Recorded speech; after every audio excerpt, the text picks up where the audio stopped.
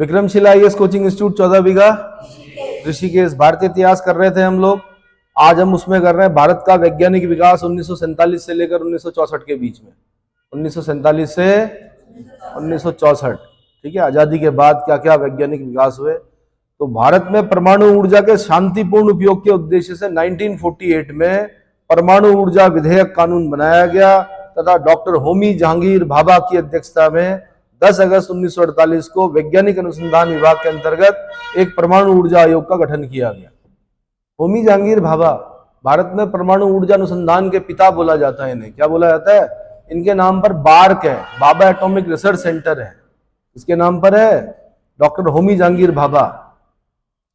इन्होंने कहा प्रधानमंत्री नेहरू जी से कि भाई परमाणु ऊर्जा के बारे में क्या होना चाहिए, कार्य होना चाहिए। देश के पास पैसा नहीं था वास्तव में कि अनुसंधान पर उतना खर्च कर पाते, फिर दूसरा इच्छा शक्ति भी नहीं थी, पर थोड़ा बहुत सरकार ने किया, थोड़ा बहुत टाटा का सहयोग लिया गया। किसका? क्योंकि टाटा सबसे बड़ा औद्योगिक घराना था उस जमाने में, ठीक है।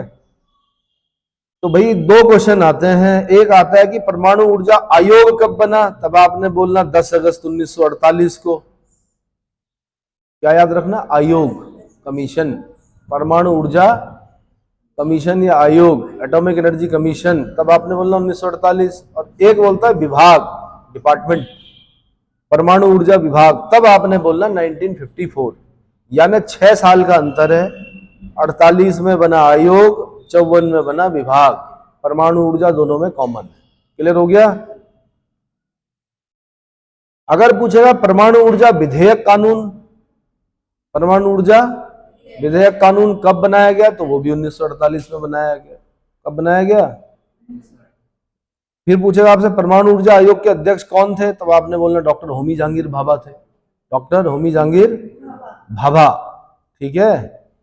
भारतीय परमाणु कार्यक्रम का जनक भाभा, डॉक्टर भाभा ने भारत में परमाणु कार्यक्रम का प्रारंभ करने के उद्देश्य से 1944 में टाटा ट्रस्ट के अध्यक्ष श्री दोराबजी टाटा को एक पत्र लिखकर टाटा फंडामेंटल रिसर्च इंस्टीट्यूट स्थापित करने का अनुरोध किया। एक जमाना था जब शिक्षण संस्थाओं को लोग क्या करते थे? दान किया करते थे। क्या करते थे? भूमि दान करते थे, साथ में क्या करते थे, मतलब जहां पे पढ़ाई होती थी, अनुसंधान होता था, उन्हें मंदिरों से कम नहीं समझा जाता था। क्या नहीं समझा जाता था? मंदिरों से। तो टाटा बड़े औद्योगिक घराने के व्यक्ति भाई, ठीक है। तो उन्होंने क्या कहा? उन्होंने कहा ठीक है, मैं धन दूंगा आपको। तो Tata fundamental research institute, Tata institute of fundamental research स्थापना हो गई भाई 1945 में। फिर क्या धन की आवश्यकता होती है, बिना धन के संस्थान जो होते हैं अपाहिज हो जाते हैं कि। तो 19 दिसंबर 1945 को Tata institute of fundamental research की स्थापना की गई। फिर पूछेगा यहां से question, Tata institute of fundamental research की स्थापना कब हुई? दिसंबर 1945, ठीक है। 1942 में नई दिल्ली में देश की शीर्ष वैज्ञानिक एवं अनुसंधान संस्थान, वैज्ञानिक और औद्योगिक अनुसंधान संस्थान CSIR की स्थापना हुई। वैज्ञानिक तथा औद्योगिक अनुसंधान परिषद, council for scientific and industrial research, CSIR की स्थापना कब हुई? आंसर 1942 में हुई। कब, कहां पर हुई? नई दिल्ली में। कहां पर? नई दिल्ली में। 1954 में होमी जहांगीर भाभा ने 3 चरणों वाला एक दीर्घकालीन नाभिकीय ऊर्जा कार्यक्रम बनाया। जो हमारा न्यूक्लियर प्रोग्राम है ना, उसके कितने चरण हैं? आंसर 3 चरण है। कितने चरण हैं? 3 चरणों वाला तब बना दिया उन्होंने। वो चल रहा है अभी, शायद हम द्वितीय चरण पर हैं, तृतीय चरण में प्रवेश करने जा रहे हैं या जा चुके होंगे, ठीक है। पहले चरण में हमने क्या प्रयोग करना था? यूरेनियम। क्या करना था? यूरेनियम। दूसरे चरण में हमने यूज करना था, और तीसरे में, दूसरे में प्लूटोनियम होगा शायद, और तीसरे में थोरियम होगा। चेक करो जरा।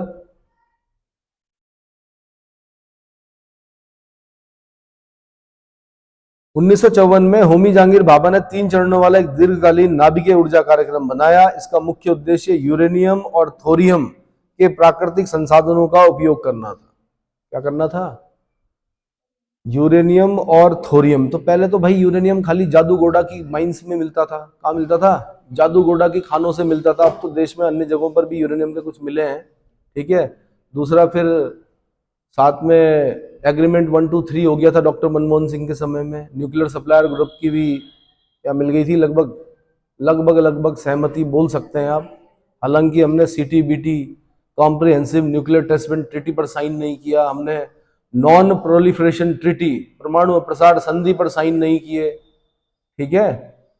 लेकिन फिर भी बाकी रही बात थोरियम की, तो थोरियम तो हमारे देश में क्या है, अपार भंडार है। केरल के मालाबार तट पर मोनोजाइट बालू में थोरियम के अपार भंडार है। तृतीय चरण में थोरियम यूज करेंगे शायद, द्वितीय चरण में प्लूटोनियम, और पहले चरण में क्या, यूरेनियम। तो uranium, thorium, uranium, plutonium, thorium, ये याद रखना आपने, 3 चरणों वाला कार्यक्रम। प्रथम चरण में प्रेशराइज्ड हैवी वाटर रिएक्टर्स का चुनाव किया गया और भारत सरकार ने अमेरिका के सहयोग से 1966 में तारापुर परमाणु संयंत्र की स्थापना की, जो 1969 में चालू किया गया। यह प्रेशराइज्ड हैवी वाटर रिएक्टर्स पहले चरण में pressurized heavy water reactors use किए गए, अमेरिका का सहयोग लिया गया, तारापुर परमाणु संयंत्र की स्थापना की गई। तारापुर आपका महाराष्ट्र में पड़ता है, कहां पड़ता है। द्वितीय चरण में फास्ट ब्रीडर रिएक्टर्स का प्रयोग किया गया। अब ये क्या होते हैं, साइंस एंड टेक में पढ़ेंगे हम कि प्रेशराइज्ड हैवी वाटर रिएक्टर्स क्या होते हैं, फास्ट ब्रीडर रिएक्टर्स क्या होते हैं, ठीक है। समृद्ध यूरेनियम क्या होता है, यहां से क्वेश्चन बनता है मेंस में।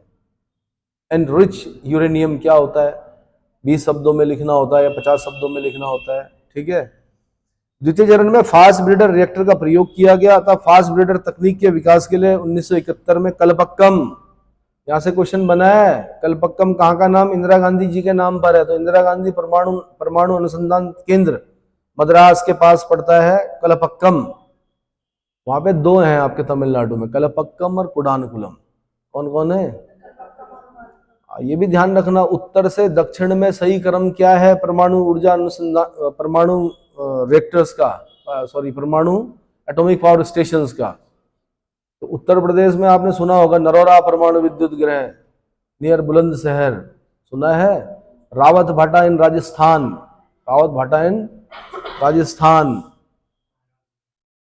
पहले, उससे पहले गुजरात में होगा, काकरापारा गुजरात। उसके बाद होगा क्या, कैगा कर्नाटक में पढ़ा होगा आपने। एक पढ़ा कुडानकुलम और कलपक्कम, ये पढ़ेंगे आपका तमिलनाडु में।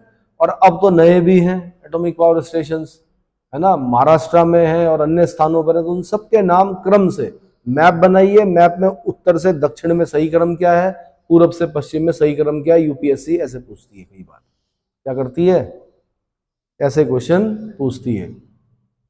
तो 1971 में कलपक्कम मद्रास में इंदिरा गांधी परमाणु अनुसंधान केंद्र की स्थापना की गई। क्या की गई, भारत में नाभिकीय ऊर्जा कार्यक्रम के तीसरे चरण में थोरियम पर आधारित फास्ट ब्रीडर रिएक्टर्स और प्रेशराइज्ड हैवी वाटर रिएक्टर्स के निर्माण की परिकल्पना थी, ठीक है। प्रेशराइज्ड हैवी वाटर रिएक्टर्स और फास्ट ब्रीडर रिएक्टर्स के निर्माण की परिकल्पना की गई।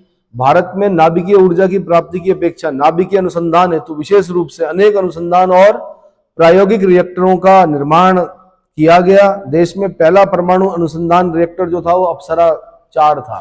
कौन था, अप्सरा था, जो 4 अगस्त 1956 को बंबई में स्थापित किया गया। तो पहला परमाणु अनुसंधान रिएक्टर का नाम था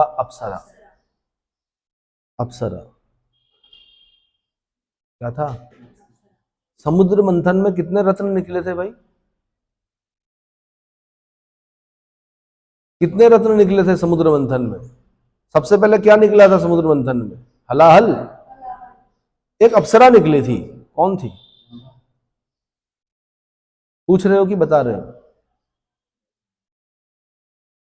समुद्र मंथन में कौन सी अप्सरा निकली थी, रंभा। रंभा की पुत्री का नाम क्या था,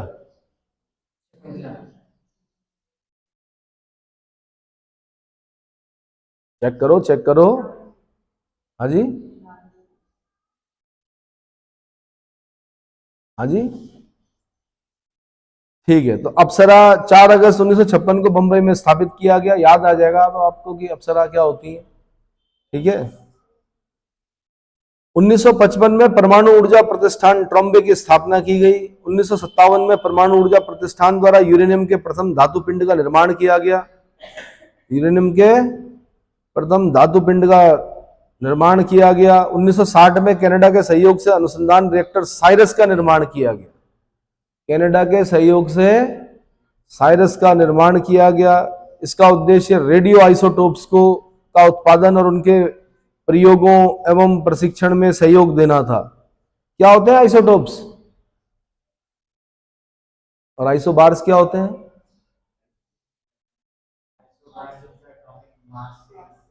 हाँ ठीक है, तो एक होते हैं क्या आइसोटोप्स, एक होते हैं आइसोबार्स। अगर परमाणु भार समान है तो आइसोबार्स, और अगर परमाणु क्रमांक समान है तो isotopes. Example 1H1, 1S2, 1H3, protium, deuterium and tritium, ये क्या है आइसोटोप्स के उदाहरण है। ठीक, तो भाई शून्य ऊर्जा प्रौद्योगिकी रिएक्टर जर्लिना 1961 में चालू किया गया। शून्य ऊर्जा प्रौद्योगिक रिएक्टर जर्लिना 1961 में चालू किया गया। कई बार तो इतना ही क्वेश्चन पूछ लेता कि अप्सरा और क्या बोलते हैं साइरस, जर्लिना, ये क्या है, तब आपने बोलना परमाणु रिएक्टर के नाम है। ये क्या है? तो जर्लिना कैसा था? शून्य ऊर्जा प्रौद्योगिकी रिएक्टर था। आज भारत रेडियो आइसोटोप्स का सर्वाधिक उत्पादन करने वाला देश है तथा उन गिने चुने देशों में एक है जिसके पास विकिरण प्रौद्योगिकी, रेडिएशन विकिरण प्रौद्योगिकी की पूरी जानकारी और पूर्णतः विकसित ढांचा है, और बार्क इन आइसोटोपों के उत्पादन में मुख्य भूमिका निभाता है। अगर आप एमएससी फिजिक्स हैं तो बार्क का फॉर्म भरें, है ना। आते हैं फॉर्म, आते हैं, संख्या कम होती है, साइंटिस्ट बने अगर आपने एमएससी कर लिया फिजिक्स से, मैथ से। आज भारत रेडियो आइसोटोप्स का सर्वाधिक उत्पादन करने वाला देश बता दिया मैंने आपको। 1962 में नांगल, पंजाब में भाखड़ा नांगल बांध सुना है? तो नांगल जगह का नाम है। नांगल में प्रथम गुरु जल संयंत्र की स्थापना की गई। D2O बोलते हैं। क्या बोलते हैं? गुरु जल मतलब D2O, हैवी वाटर, भारी जल भी बोलते हैं इसको। क्या बोलते हैं? भारी जल। तो इसका जो संयंत्र बनाया गया वो पहला वो कहां पर था? नांगल, पंजाब में 1962। 1964 में परमाणु ऊर्जा प्रतिष्ठान में प्लूटोनियम निर्माण संयंत्र स्थापित किया गया।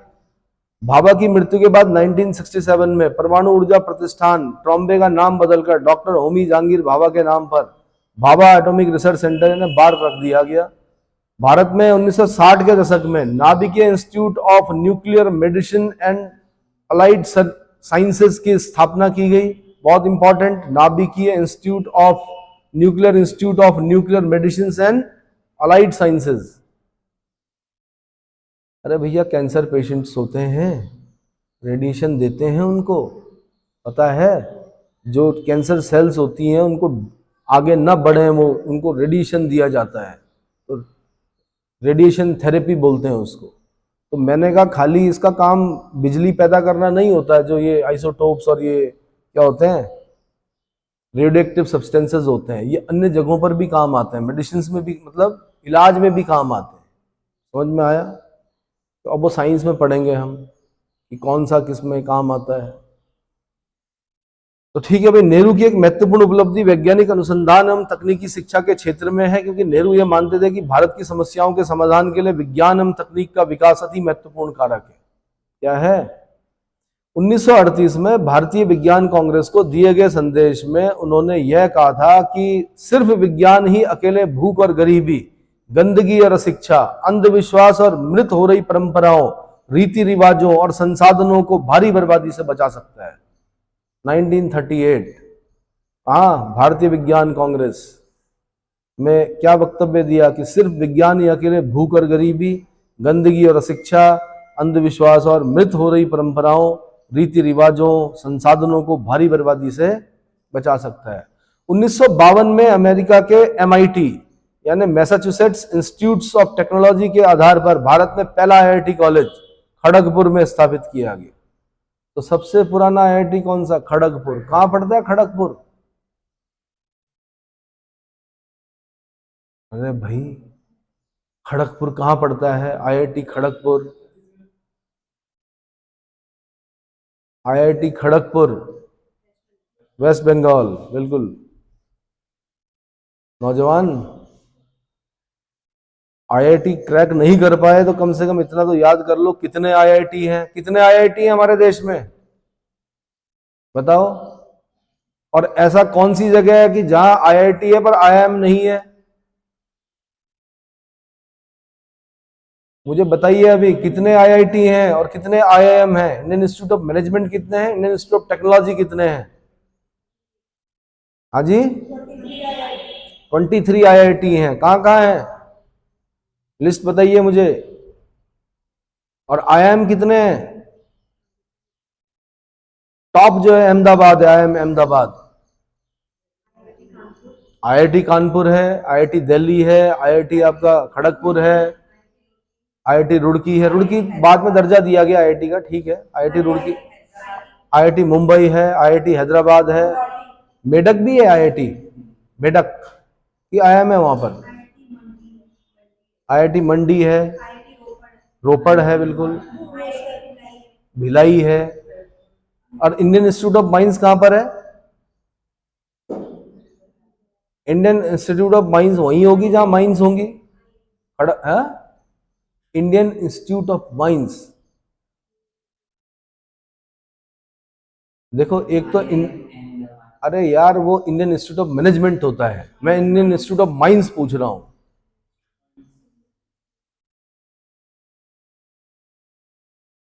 कहाँ है Indian institute of mines? Ranchi के आसपास होना चाहिए कहीं।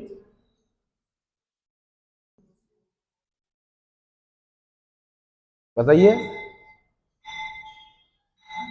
तो मुझे लिस्ट बना के दे देना, इंडियन इंस्टीट्यूट ऑफ टेक्नोलॉजी और Indian institute of mines, sorry Indian institute of management कहाँ कहाँ पर है? धनबाद में, बिल्कुल धनबाद में, जहां पर आपकी माइंस होंगी वही होगा ना, आईआईटी धनबाद, आईएम धनबाद। ठीक है जी, फिर क्या हुआ? 1952 में मैसाचुसेट्स इंस्टीट्यूट ऑफ टेक्नोलॉजी के आधार पर भारत में पहला आईआईटी कॉलेज की स्थापना खड़गपुर में किया गया। उसके बाद मद्रास में 1958 में, बंबई में 1959 में, कानपुर में 1960 में, दिल्ली में 1963 में आईआईटी कॉलेज स्थापित किए गए। क्या किए गए? तो जेएनयू, मुनीर का, उसके अगल बगल सब आपको ये दिख जाएंगे, ठीक है, आईआईटी वगैरह। चलो, 1963 में तिरुवनंतपुरम के समीप थुम्बा में भूमध्य रेखीय रॉकेट प्रक्षेपण केंद्र की स्थापना का कार्य प्रारंभ हुआ। थुम्बा कहां पर? तिरुवनंतपुरम में के समीप भूमध्य रेखीय रॉकेट प्रक्षेपण केंद्र की स्थापना का कार्य प्रारंभ हुआ। एक वो होता है ना आपका सैटेलाइट्स, कौन सा? जियो स्टेशनरी सैटेलाइट, 36,000 किलोमीटर पर रखना पड़ता है उसको। कितना? एग्जैक्ट नहीं बता रहा हूं मैं, लगभग अप्रोक्सीमेट 36,000 किलोमीटर पर क्या भेजना पड़ता है, किसको? जियो स्टेशनरी सैटेलाइट को। और ऐसे सैटेलाइट को भेजने के लिए बेस्ट जो जगह होती है वो होती है 0 डिग्री इक्वेटर के पास, ठीक है।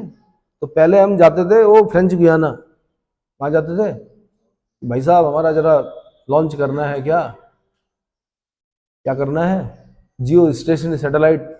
हम पढ़ते थे फ्रेंच गुयाना से, तट से, कोरू तट से हमने क्या किया, लॉन्च किया। फिर बाद में पता चला कि हम अब थुम्बा से भी करने लगे। चलो,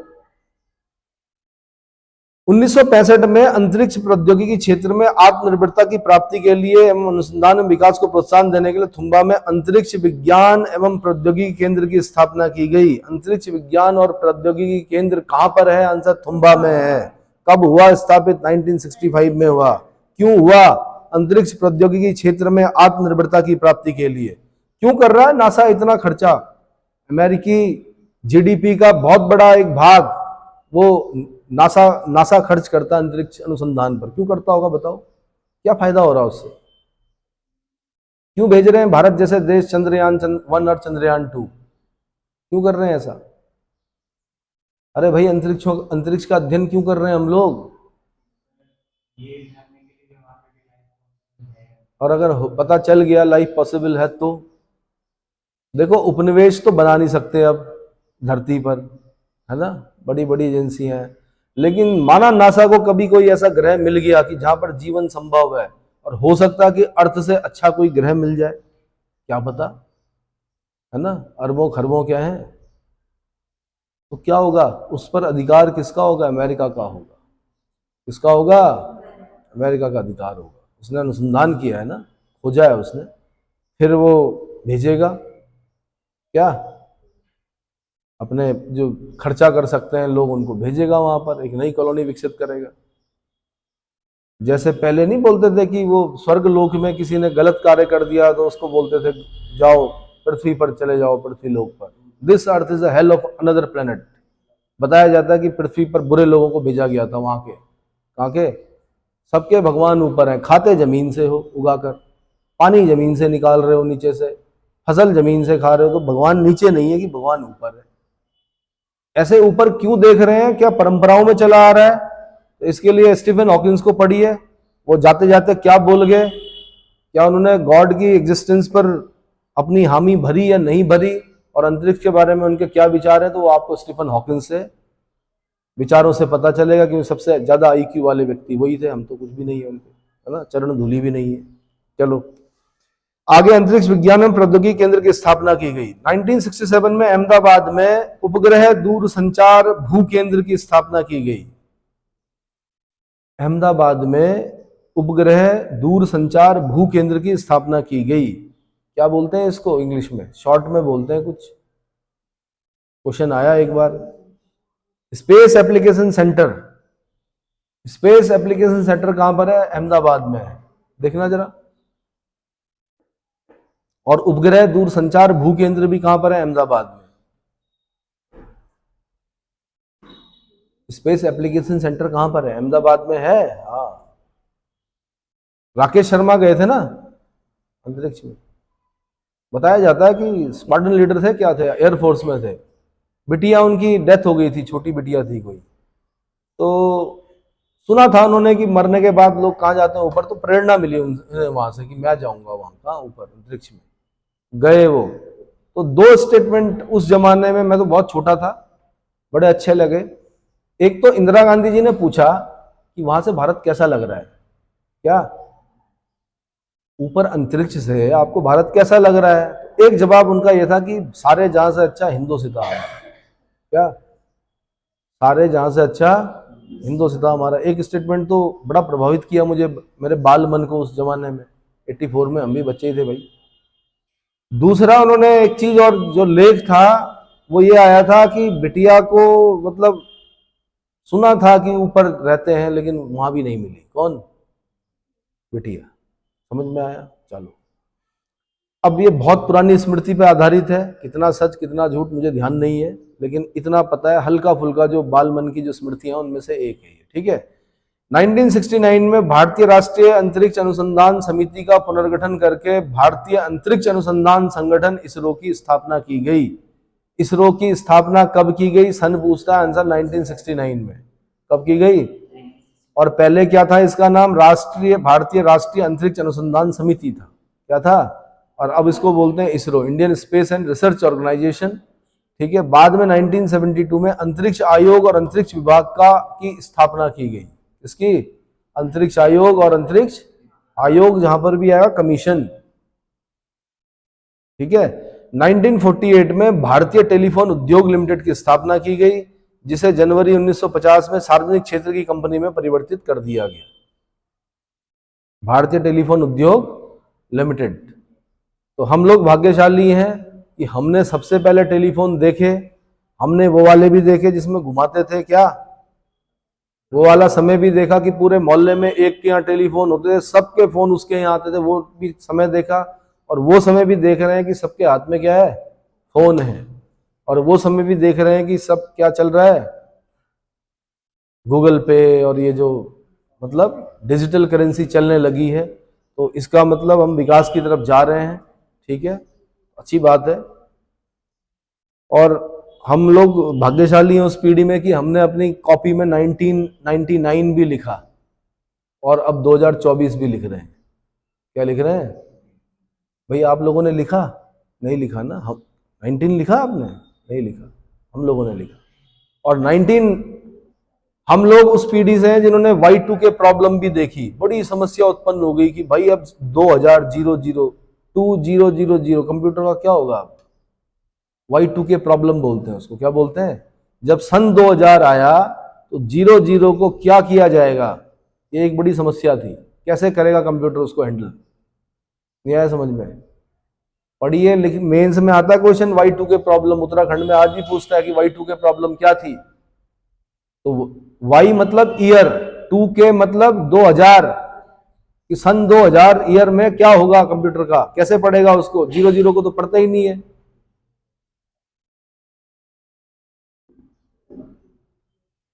तो मुझे बताना, फिर समझाना कि Y2K प्रॉब्लम था क्या। ठीक है, आज से 24 साल पहले की बात है। तो भाई ठीक है, 1952 को वायरलेस नियोजन एवं समन्वय शाखा की स्थापना की गई। यह देश में रेडियो स्पेक्ट्रम के प्रयोग के नियमन तथा समन्वय के लिए राष्ट्रीय रेडियो नियमन प्राधिकरण के रूप में काम करती है। कौन?